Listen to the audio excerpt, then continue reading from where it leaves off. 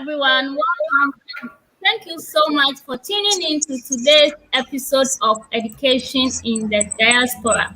This is the show where we get to interact with students studying outside their home countries. My name is Tisha, and today's conversation is with another Tisha. Yeah. My guest for today is Miss Letitia Amwakwa Owusu. So, Letitia Tesha is an MSc graduate from the Faculty of Geoinformation Science and Earth Observation at the University of Twente in the Netherlands. And today she's going to take us through all the steps to follow when applying for Masters with Scholarship in the Netherlands. So good to have you here. My namesake. Yeah, thank you very much for having me on the show. And good evening to everyone to watching us from home. It's my pleasure being with you today. Well, thank you. I hope you are doing well. Yeah, I'm good. I'm doing great. But Great. Yeah, I'm very well, thank you. Are there still the beautiful flowers in Netherlands, or because of the summer you don't have them at the moment? Yeah, we do have them. It's basically the summer when those flowers come. Winter, you barely see them. But yeah, there's the nice roses and a lot of flowers around now. Yeah, so it's fine. Well, that's great to know. So, Tisha, let's just go straight to today's topic about applying for Masters with Scholarship in the Netherlands. You have been a student at the University of Twente. So, can you take us through the process? How did you find your school? Okay, I would say it was quite easy, I bet, because I actually heard it from a friend. She just mentioned the school to me. And I think prior to that, I had been seeing their adverts whereby when I go to my YouTube, or Google, I'm trying to search certain things, I see the pop-ups of the school. So when my friend did mention it to me, I decided to now go onto their website and check. So with this whole process, I can say that the main process or the main work lies about the pre prior to you looking for the schools. That is you reading more about the information, the course. So what I did in my case, I went to the school's website, tried to find the faculties that they have within the school, the programs they do, what are their requirements, what are some of the which one do I have interest in? So after reading all about that, and they also gave me the procedures to how, if you want to apply, the process to go through. So getting that prior knowledge, so it made it a bit, very easy for me because I knew all that I wanted. I was able to identify the faculty I want to be with, the program I want to study, and the process for applying was quite very simple. Yeah, it was very simple. Okay, so I can. No, you Yes. can So, go.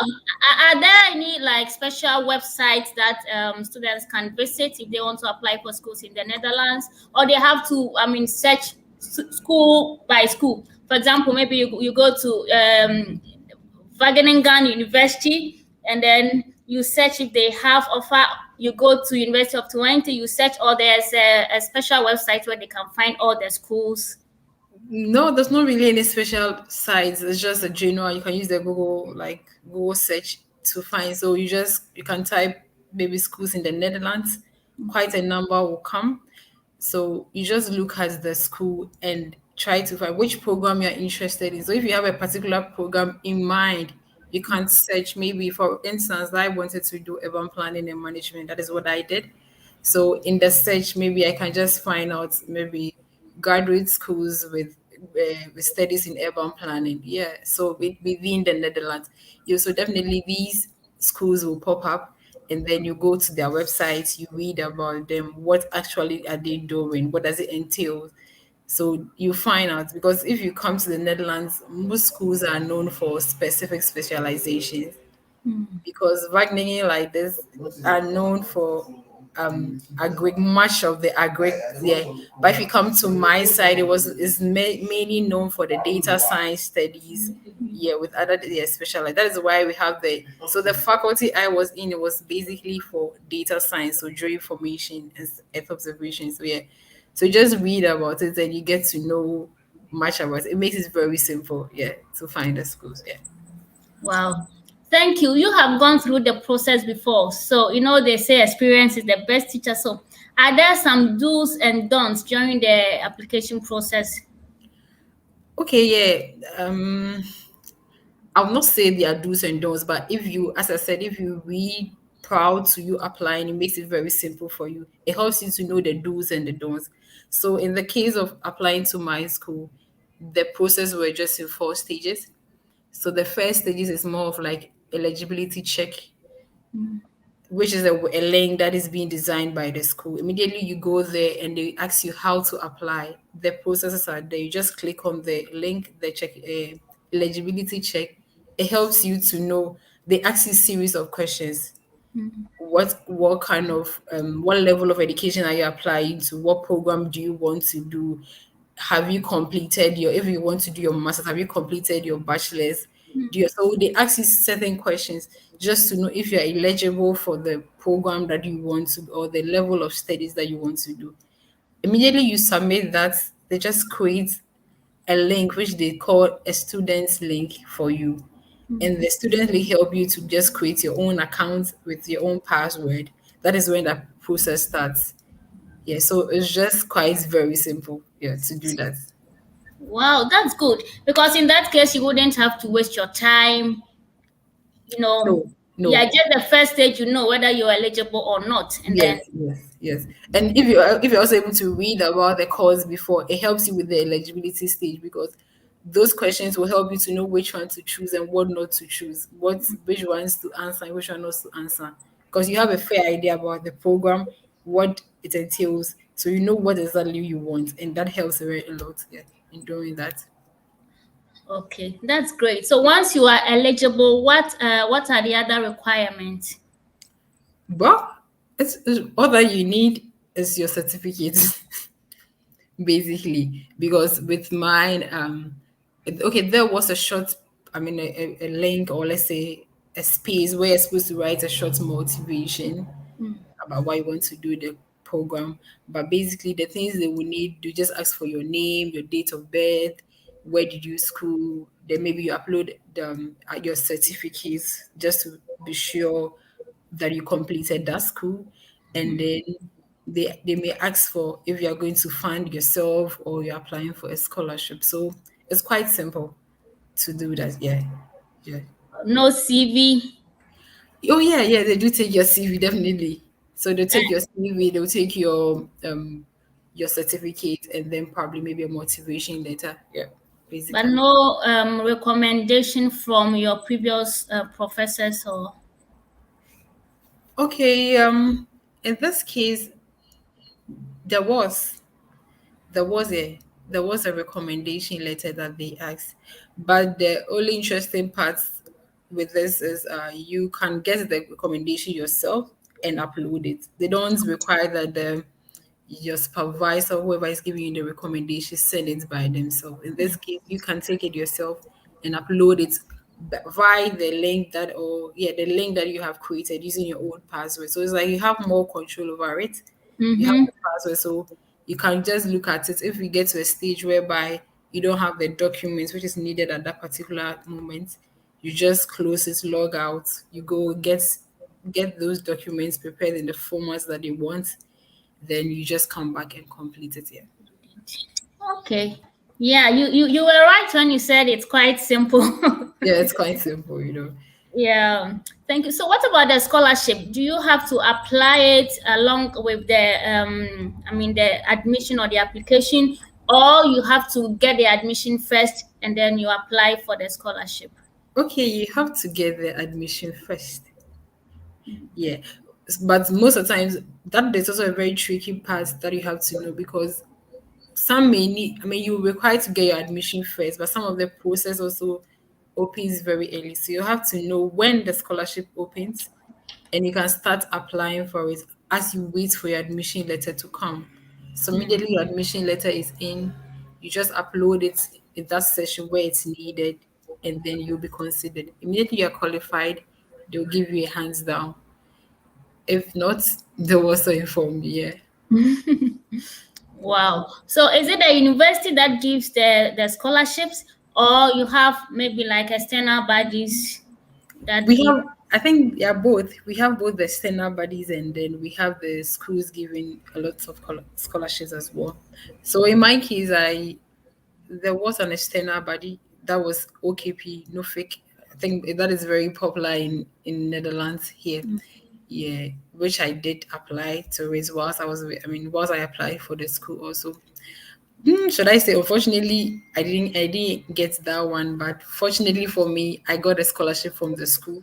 For the school? Okay. Yeah, so I was doing the process, I mean, when the admission was in, I qualified for the admission, but unfortunately, I couldn't get the external funding. And luckily for me, the school considered me for the internal funding. Yeah. That. So yeah, that is how it works. So basically, you can most of the time at that stage they ask you to choose which particular scholarship you want to. Mm. So if you're able to get that scholarship, your process goes on. If not, the school can also automatically consider you for some of And these not. scholarships. Yeah. Some and prior to that, they will, I mean, give you an alert. We are considering you for this particular type of scholarship. This is how it works. Are you in for it? Yeah. Then you go in for it. That is if you're interested. Yeah. Wow, that's good. So you have the external one, you have the school one. Definitely, you would get lucky with one of them, Yeah, right? it's one of them. Yeah. Yeah, I know you've mentioned that you didn't get the NUFIC, and the other name is O Yeah. Orange Orange knowledge program. Yeah. Knowledge yeah, Yeah. program. From Oh, scholarship. Yeah. OKP. Okay. Yeah. I know you've already said you didn't get it, but at least you applied for it. So can you tell us a little bit about that? Since I know that's a very popular scholarship. Scholarship. Okay. Yeah, that one, there are quite a lot of things you have to write. Mm. Because something like a study plan, you have to have I mean, a proposed project that after school within 6 months when you come back, Mm. yeah, you will do. Yeah, so it's also in stages. So after doing all that, one other important thing is is mostly for people who are out of school and have been working for 2 years, for more than 2 years. Mm. So you also need more like, should I say, recommendation from the Ministry of Finance. So the qualification for getting that recommendation from the Ministry of Finance is that to show a proof that you are a worker who have worked for more than 2 years. Sorry, so that would be from your home country, right? Yeah, that's from your home country. Okay. Yeah. So in my case, like this will be from Ghana, the Ministry of Finance. That's where you go. You submit all your applications that you have done to them, and they check your employability status. So if you have worked more than 2 years, okay, you qualify for that. So that is the part they do, and then they add it up to you. The process goes on. Yeah. Wow. That I think it's a bit yeah, Yeah, it's okay. I would a not bit say it's more a bit. difficult than the internal ones, right? Yeah. The internal ones, it's quite simple and Simple. straightforward. Yeah, this one goes through a lot of processes before you are being selected. And most one tricky thing about that scholarship too is every year they have a particular, should I say, aim or targets that the people that the people that sponsors the scholarship have in mind. So that whatever motivation you're writing has to align with the aims of the scholar. Yeah, basically has to align with the aim of the scholarship people. That is one tricky part that if you don't get it and you don't write your motivation in that way, you may write a very good one, but yes, still you may But not get it. Yeah. wow, this is a good tip. Yeah, very Thank you. important. Thank you, Tisha. So, what does the scholarship cover? I talking the is it the OKP or the internal one? Both of them actually. If you know about the OKP, you can tell us, and then Okay. yours also the internal one. Okay, okay. So the OKP covers everything fully. So your tuition, your stipends. So it's from your stipends that will be given. That out of that you pay your accommodation and you feed also from it. Yeah. So that one covers. So your traveling expenses, your flights. That is a full Oh, package. Yeah. If you get it, it's a full package. mm. Okay. And with the school It's one, worth all the struggles, right? yes, yes. All that you need is to just pack your bags, get And dressed, then, and just go to the airport. Yeah. So that is what the OKP has. With the school one, we have two different types of it. We have one package which is exactly like the OKP, which covers everything. So your flights, your fees, your stipends, all inclusive. And there is another one whereby the school takes about 75% of it, of your tuition, your stipend combined, and you take the 25, or let me say the 15% left. Yeah. So in that case, you have your own contribution that you have to add up before, yeah, you qualify.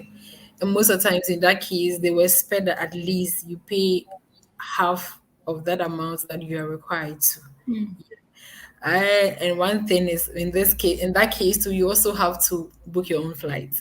mm, Yeah. But the interesting part is when you come after paying that amount of money, the school gives you the stipends. From that stipends, you will be able to pay for your take care of accommodation as yourself. well as feed yourself. Yeah, basically.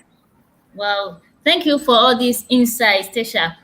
No problem. Now, assuming one doesn't get any of these scholarships, is it possible to still come to the Netherlands to study? I mean, maybe my parents are rich and But they as you can said, take the care word of is rich. If your parents are rich, yes, yeah, you still can you can because do it yeah, you can do it because you have to pay everything by yourself. by yourself. Okay. And in that case, can you tell us how the cost of living in Netherlands is like?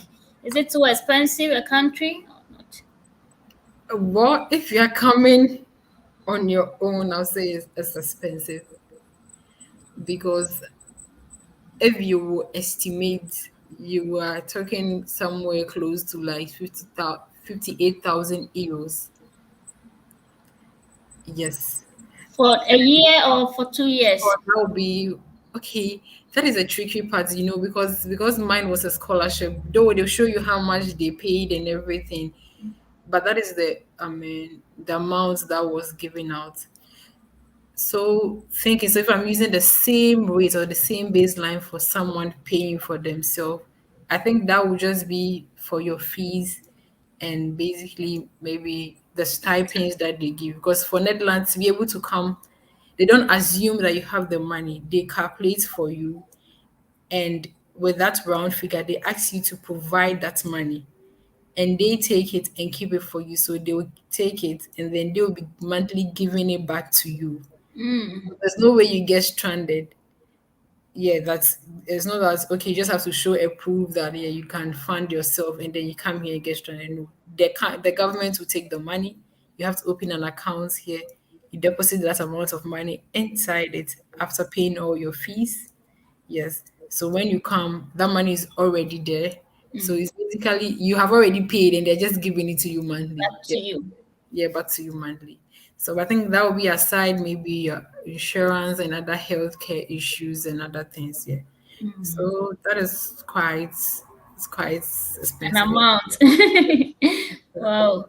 And is it possible to work part time as a student? Wow, that is an interesting part. In your visa. Oh, it's boldly written, or let's say it's nicely written. You have this number of hours you can work, but sorry, in reality, it doesn't work because if you go out there looking for work, that is even if you have the time Mm. looking for work, that that hours you have or your students permit is not a working permit, so it doesn't qualify you to work. Mm. And in such situations, companies are not willing to apply for working permits for you if you're a student. Yeah. So it becomes difficult. I mean, actually, you're not even able to work if you have the time. In my case, like this, it was impossible because everything was calculated. I mean, though it's a master program, but it wasn't flexible. Everything is calculated for you. Each and every point, you have something you have to do, and Mm, it's not. I mean, other schools may be like you can plan how you want it to be done, but here it's already planned for you. for you. Mm, Yeah, so it doesn't make it flexible for you to fit in days or times that you want to work. So I've been here for 2 years, but I've never worked before. for Not because I don't want to, but because I can't. Yeah, yeah. I don't. Yeah. Great. Yeah, you just talked about how, I mean, we've had you've given us a bit of how the system is like, but can Yeah. you go a little bit deeper about how the education system is different from what you were used to in Ghana? Okay. The difference is more related to the practical or the application part of it. Here, let me say, I'll say, should I say less time is spent with the theory, or like 30% is just allocated to the theory, and then the 70% is focused on the Practical. applicability, yeah, practical part of it. So you do theory, yeah, like whatever. Maybe Ghana, I suppose you will use 1 year to do. Here, you can use 3 months to do, and they expect you to grasp, understand, and apply it. Mm, Yeah, so Ghana, I think we do more of the theory than the practical aspect. So getting the practical, yeah, I mean, getting the theory, yeah, you can get it fast. Though there are lots of, I mean, it's kind of bulky within a very short period, but if you can. But when it comes to applying it, transferring that knowledge, that is where the challenge comes in. Yeah, if you come here for the very first time. yeah, I was just about asking you if you faced any challenges, and if yes, how did you overcome such challenges? But you've just mentioned about, I mean, being used to the learning a lot of theoretical stuff, and then now you have to understand quickly and then apply. So apart from that, did you face any other challenge? Okay, yeah.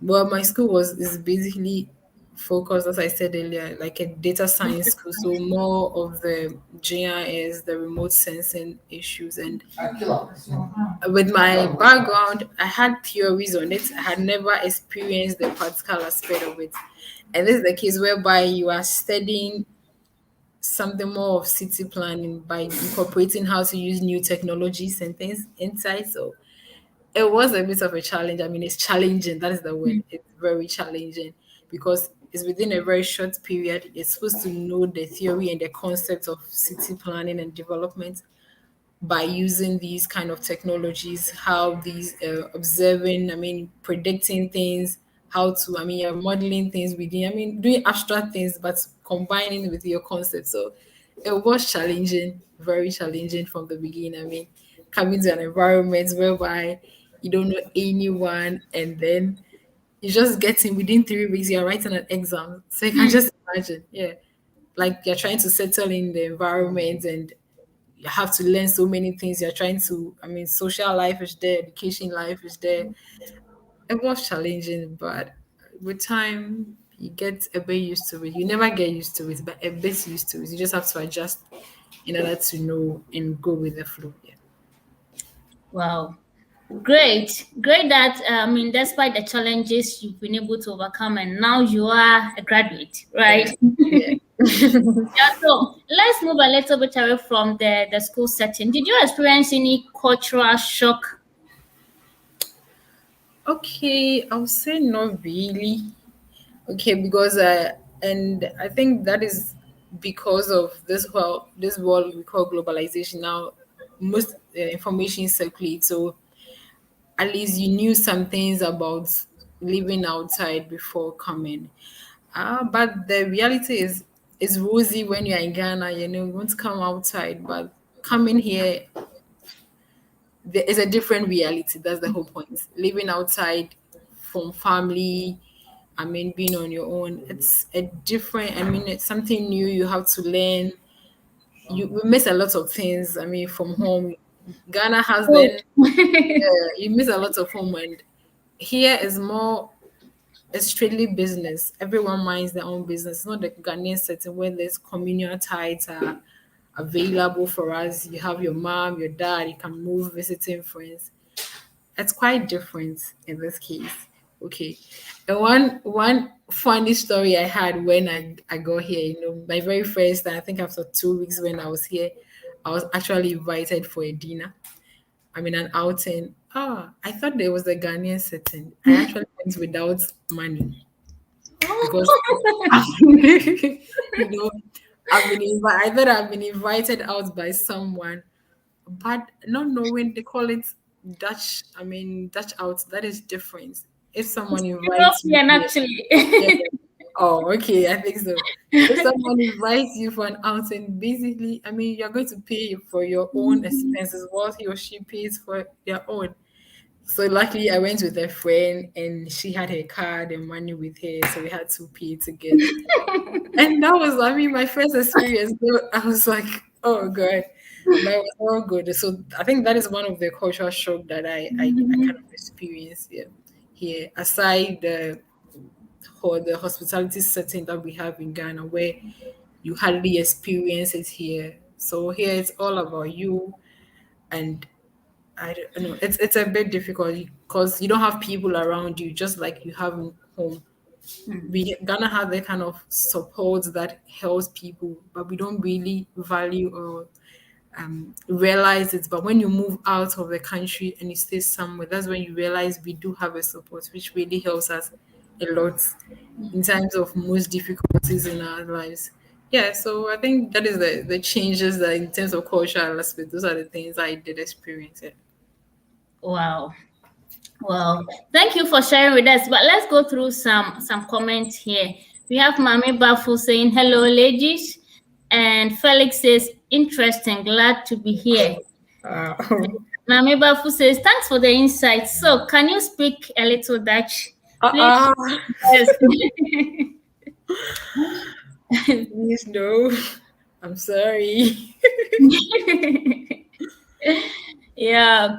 Okay, so on this note, I would like to invite you, Tisha, and fellow, okay, I'm not, okay, other viewers, that on Fridays on Clubhouse, we have Immigration Success Hub, where immigrants, I mean, you could be a student or a worker in a country outside your home country. You can join us. We share tips on how you can be successful, how you can integrate in your new home, your new country, how you can learn the language, make friends, and all that. So please do join on Clubhouse this and every Friday. Okay. Okay, sure. Thank you. So, what are some of the things that you wish you knew before leaving Ghana? Oh, okay. I mean, not anything specific, but I would just, anything specific. I think coming to a new environment comes with their own challenges. So, what I can just say is that, I mean, I should have known better that moving to a different environment or moving from my comfort zone will come with a lot of challenges. So, psychologically, I should have been able to psych myself so that these kind of cultural changes does not really hit me hard as an individual, because in this situation it was hard for me coming here. Mom is not here, dad is not here, no siblings, no family, I mean, out here. So when certain things comes become challenging, you have no one to discuss with. That is where, if you don't take time, depression may set in. But so what I can say is that we, as people or people traveling, we should be open-minded whenever we go outside. Try and make friends around you, and always know that the setting you are going is not going to be just like how it is in Ghana. Ghana has a different setting. It's totally different. Okay, so here, new life, new thing. Most of their leisures are about going out, drinking, clubbing. Okay, so you have to find something that will make you happy. Indoors alone does not help out here. Yeah, you should learn how to make friends, integrate with people, have people around you can talk, you can chat with. Especially if you're coming here, you're on your own, you have no family here, You're coming to school here. The pressure is totally different. People shouldn't be deceived by the fact that, oh, they said education out here is easy. It is not easy. That is the whole point. It is challenging. Yeah, I'm not going to say it's difficult, but it is challenging. So you just have to get that at the back of your mind, prepare, psych yourself, and believe in yourself that you can do it. Um, fighters never quit. That is the whole thing. You just keep motivating yourself to be able to do it. Mm, If you are able to know the system, learn very hard, and integrate in it, it helps you a lot, and then you're able to pick certain things very fast. Yes, I think for now you don't really have to know A, B, C, D. No, I don't think those things do help now, but you just have to psychologically psych yourself that new environment changes will come, and you have to be able to hold on to those changes and then still move on. great, great, great, great. Thank you for these tips, Tisha. Mami Bafu says, Tisha too, let's connect. I live in Almere. I think, I'm correct like, me oh, if I'm okay. wrong. All right, sure. I mean, let's get it. So then that's fine. Yeah, Oh, so Mami is also in the Netherlands, as she has said. So okay. after this, yeah, you can connect with her and then, Sure. okay. That's fine. So, Yeah. all right. So Tisha, you had some of your studies in Ghana and Yeah. now in the Netherlands. So you can compare what are some of the pros and cons of studying abroad, let's say in the Netherlands specifically. Okay. The good things of studying abroad. Yeah. It opens you up. You get more insight into things. You have a broader perspective and knowledge about things. And technology here, it's at its peak. You have all the necessary resources that helps you to be able to learn, especially with the technological aspects, and that is what is driving the world right now very fast. So it helps. I mean, that is the parts that I would say we are lacking in terms of Ghana, in terms of our studies, because we do more of the theory. There's less in terms of our technology. Yeah, so we know the thing theoretically, but it's difficult to put it Apply. into practice. Yeah. So I think that is one thing that if our education system, especially at the higher level, if not even at the higher level, starting from our second cycle, it helps a lot because you realize when you come here. I remember I was taking one of my course with an undergraduate student, and you could see that she was very good, Hmm. because she has been trained from with. I mean, she has gone through the system, and then she's coming up, so you may be good with the theory aspect, but practically and how to transfer your concepts that you've learned into a practical issue. She's able to grasp very fast, know how to go about it, and do it very fast. You have to think through a lot, read a lot to be able to put things into get together. So I think that is some of the advantages that someone studying here may have as opposed to the person studying way back in Ghana, yeah, basically. And also in terms of research, here they're very keen on research.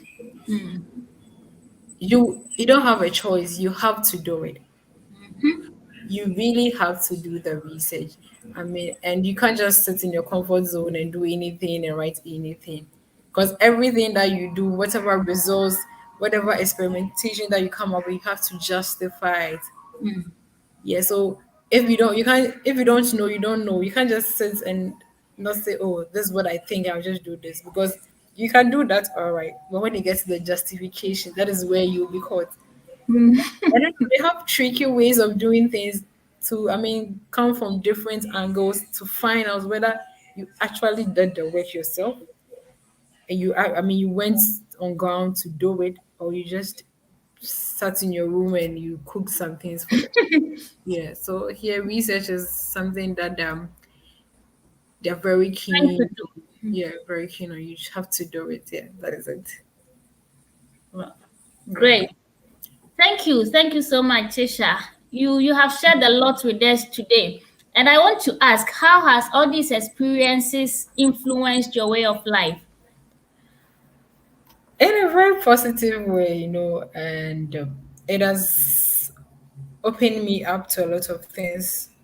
I've learned to appreciate more of the technology and how now the world is going and some of these things that can be done with these things. And it has given me, I mean, it gives you more interest into getting to know more, even if not everything, at least something that will help me in my career life as I go out there. What are some of the things I can learn or know to help me stand out as I'm going out there? So it has made me an open-minded person, open to everything that comes. You don't just trash people's opinions away.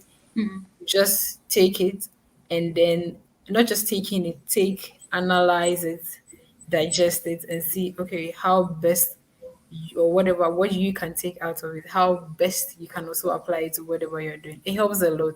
It gives you more ideas, more opinions, to different things. Yeah. Wow. Thank you. Thank you so much. I have learned a lot from your experiences, and Thank I'm you. so sure that viewers as well have learned a lot. So, Tisha, thank you for the time. It's been a great evening. Yeah, but before we go, what will be your final words? Okay, I would like to say it would be a very nice experience. I mean, for each and every one of us out there in Africa or in Ghana, wherever, I mean, to get the chance to also have a studies outside of their home country.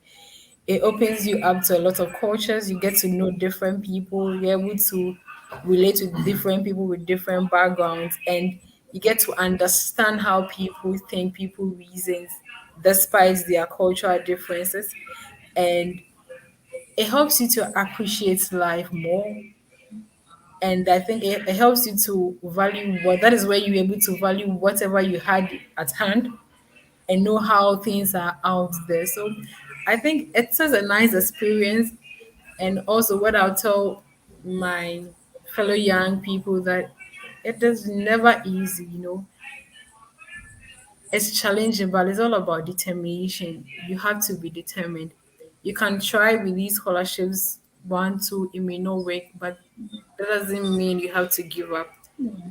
If you are determined, you can still go on and do it. And when you get the opportunity, I think I would advise that it will never come easy, but you have to strive very hard to be able to make it and make it very well. It will pay off at the end of the day. Yeah, because I remember when I got here, I was like, I don't think this is the right school for me. It was very challenging, and then it got to a point I gave up on myself. But at another point, too, I was like, I can do this. Yeah, so you just have to be determined. It's never going to be smooth. That is the whole point. It is never easy. Yeah, but like with the determination, a bit of, and you also have to be open minded and learn from people. Don't think you don't know anything. Open up your mind wherever you get to, wherever you get into contact with.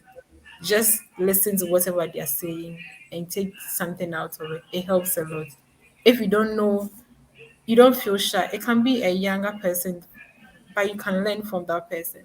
So yeah, I think that is some things that I have learned in life. It has really taught me how to appreciate everyone, deal with any person at any different level in this world, and yeah, just learn to appreciate everyone. That is the whole point, and embrace everyone. Yeah, sure. Just learn to appreciate everyone. Thank Yeah, you so much, Miss Tisha. It's been welcome. great having you, and I hope to have you here another time. Sure. And That by would be then, my I'm sure pleasure. you'll be super fluent in the Dutch language, right? Yeah, sure. And please, I will speak a sentence when I come that time. Yeah, yeah, definitely. Please do want to connect with Mommy, and yeah, she is Mommy. very fluent, so I'm sure she will be able to help you. All right. Okay. That is nice of you. I will then. Thanks very much for inviting me to the show. I do appreciate it a lot, and it's an honor. Being on this platform. Yeah. At least it gives you the exposure and you get to meet other people. So I will thank you very much too. Thank you, Tisha. So, viewers, it's been a Tisha affair this evening. Yeah. Thank you for staying tuned, and see you in our next episode. Bye All right. bye. Bye.